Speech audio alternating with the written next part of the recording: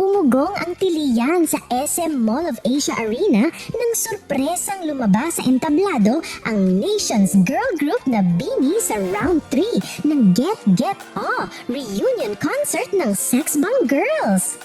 Habang isinasagawa ng Sex Bomb ang kanilang iconic hit na Halukay Ube, biglang nagpakita ang BINI sa stage na agad ikinatuwa ng libo-libong fans. Ibinigay ng BINI ang sarili nilang fresh take sa kanta bago tuluyang magsama ang dalawang grupo sa isang makasaysayang collaboration performance. Matapos ang kanilang prod number, agad namang hinanap ni Rochelle Pangilinan ang kanyang anak sa audience. Matatandaang ibinahagi ni Rochelle sa vlog interview ni Karen Davila na isang certified bloom ang kanyang anak. Isa sa mga dahilan kung bakit mas naging meaningful para sa kanya ang reunion concert ng Sex Bomb.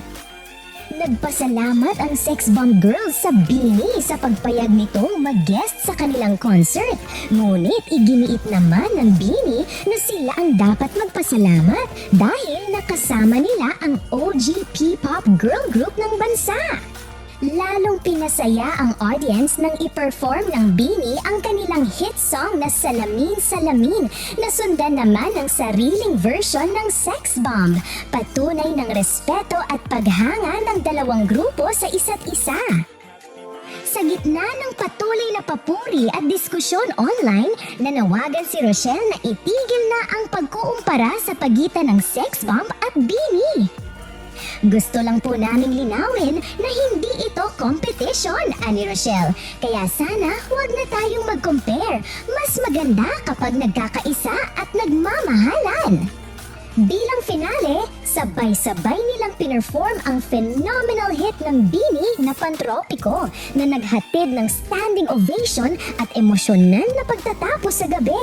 Agad namang nag-trending online ang pagsasama sa entablado ng dalawang iconic girl groups mula sa magkaibang henerasyon.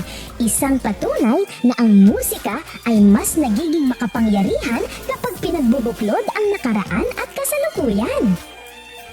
Pero ang tanong ng marami, kung walang competition, bakit tila hindi pa rin maiwasan ng netizens ang paghahambing? At handa na ba talaga ang publiko na tanggapin na pwedeng magningning ng sabay ang Sex Bomb at BINI?